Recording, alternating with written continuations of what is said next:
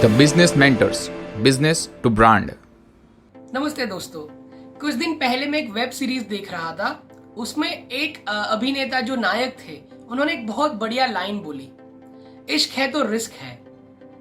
अब बिकॉज मैं business trainer हूँ, कोच हूँ, तो जाहिर सी बात है कि मेरा ध्यान हमेशा मेरी ही फील्ड के ऊपर रहता है। तो जब मैंने ये सेंटेंस सुना तो मुझे सबसे पहले याद आई आप सब लोगों की, क्योंकि आपको भी तो अपने बिजनेस से इश्क है ना, लेकिन आप अपने नॉलेज को अपग्रेड करने में काफी बार उदासीन रहते हैं, काफी बार प्रायोरिटी नहीं दिखाते हैं, तो आपका बिजनेस भी तो रिस्क पर है। इसीलिए इश्क है तो रिस्क है। तो इस रिस्क को कम करने के लिए हमने ये एपिसोड शूट किया है। तो हमने पिछली 2 एपिसोड में बिजनेस फेल होने के 10 कारण देखे थे। तो आज हम बाकी के 5 कारण देखेंगे क्यों आपका बिजनेस फेल होता है। तो बिजनेस फेल होने का 11th रीजन जो है, 11वां कारण, वो होता है lack of frequent internal audits. जैसे जैसे हमारा कंपनी बढ़ता जाता है, जैसे जैसे हमारा बिजनेस बढ़ता जाता है, जैसे जैसे हमारा स्टाफ बड़ा होता जाता है, सो बहुत सारी ऐसी चीजें आती हैं जिसके ऊपर हमारा डायरेक्ट ध्यान नहीं रहता। हम उसको मॉनिटर नहीं कर पाते, उसको कंट्रोल नहीं कर पाते। और जो चीज आप कंट्रोल नहीं कर पाते, उसको आप इंप्रूव कैसे करेंगे।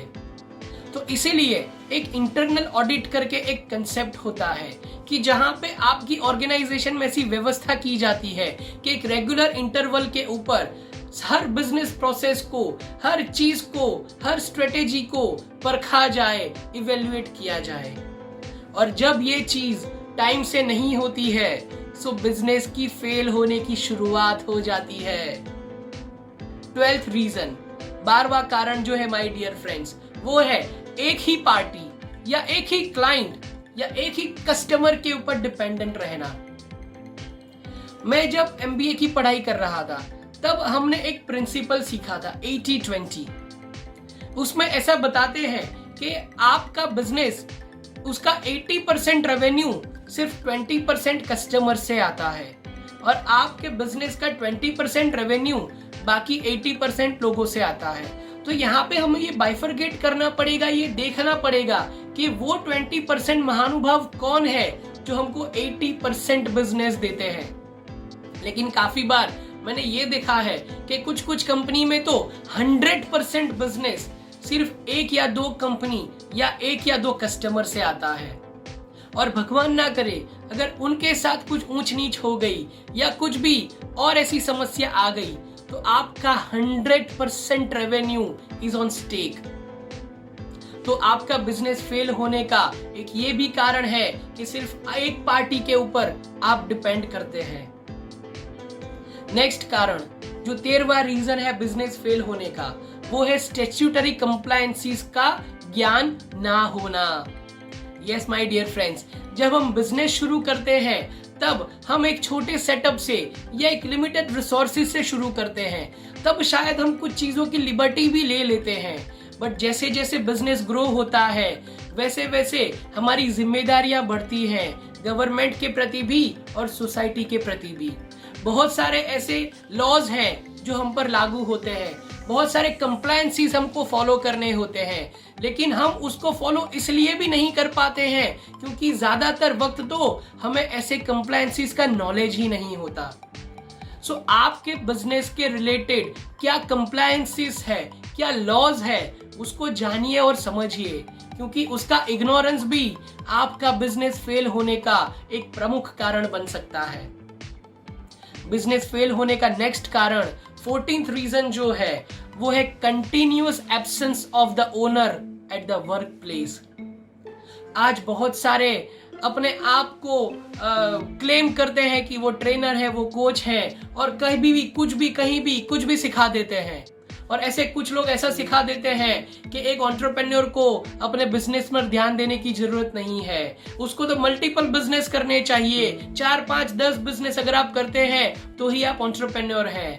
और इस चक्कर में वो अपने कोर बिजनेस के ऊपर, अपने एग्जिस्टिंग बिजनेस के ऊपर ध्यान देना कम कर देते हैं। याद रखना माय डियर फ्रेंड्स, जो नजर से दूर वो दिल से दूर। तो अगर आपका बिजनेस भी आपके रडार में, आपके रेडियस में नहीं है, तो आपकी नाक के नीचे कब वहां पे माल प्रैक्टिस होना चालू हो जाएगा आपको पता भी नहीं चलेगा।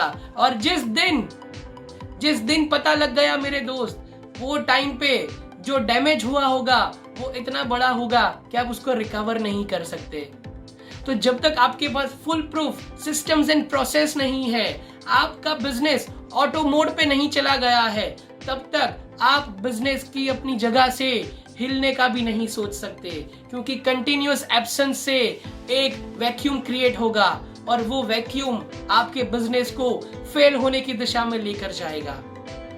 एंड आखिरी कारण जो है, 15वां कारण, 15th रीजन कि क्यों बिजनेस फेल होता है, वो है चीजों को प्रायोरिटाइज ना करना। मैंने 90% कस्टमर्स के साथ और जितने भी लोगों से मैं संपर्क में आया हूं, एक चीज मैंने देखा है, उन सबको सबसे बड़ी समस्या ये होती है, चीजों को प्रायोरिटाइज करना नहीं आता। कुछ चीजें जब आपके सामने आती हैं तो वो अर्जेंट दिखती है, इंपॉर्टेंट दिखती है, जबकि कुछ चीजें नॉट अर्जेंट हो सकती है, नॉट इंपॉर्टेंट हो सकती हैं, लेकिन हमारा जो ब्रेन है वो उसको शायद एनालाइज नहीं कर सकता, चीजों को प्रायोरिटाइज नहीं कर सकता, और इसी वजह से शायद हम कम प्रायोरिटी वाली, कम इंपॉर्टेंट चीज को पहले कर लेते हैं, और जिसकी ज्यादा जरूरत है, ज्यादा प्रायोरिटी है, वो साइड में हो जाती है। तो चीजों को प्रायोरिटाइज करना एक कला है, और वो कला आपको सीखना पड़ेगा, नहीं तो आपका बिजनेस भी फेल होने की दिशा में तेजी से दौड़ने लगेगा। सो ये है 15 कारण माय डियर फ्रेंड्स, कि जिसकी वजह से आपका बिजनेस, बना बनाया बिजनेस, फेल होने की दिशा में तेजी से दौड़ सकता है।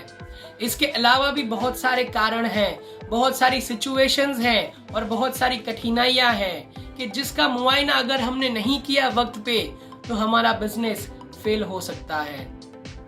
लेकिन द बिजनेस मेंटर्स के जरिए मैं गौरव त्रिवेदी आपसे ये वादा करता हूं कि जब तक मैं हूं, मैं आपका बिजनेस फेल नहीं होने दूंगा, क्योंकि मैं हर गुरुवार गौरव के साथ एक एपिसोड लेकर आपके सामने प्रस्तुत होऊंगा, जिसमें ऐसे ही बहुत सारे बिजनेस के रिलेटेड आइडियाज होंगे, बहुत सारे बिजनेस रिलेटेड वीडियोस होंगे, टिप्स होगी और ज्ञान होगा।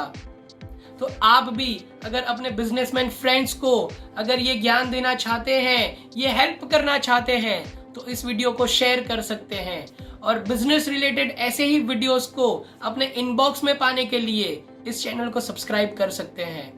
और आप अपने बिजनेस में और किस तरह से एक्सपोनेंशियल ग्रोथ पाया जाए, अगर ये जानना चाहते हैं, हमसे पर्सनली बात करना चाहते हैं, तो ये फोन नंबर और ईमेल एड्रेस पर आप हमसे संपर्क कर सकते हैं। और हाँ, कमेंट में ये जरूर बताइएगा कि ये वीडियो आपको कैसा लगा और नेक्स्ट एपिसोड में आप किस तरह के सब्जेक्ट को सुनना पसंद करेंगे।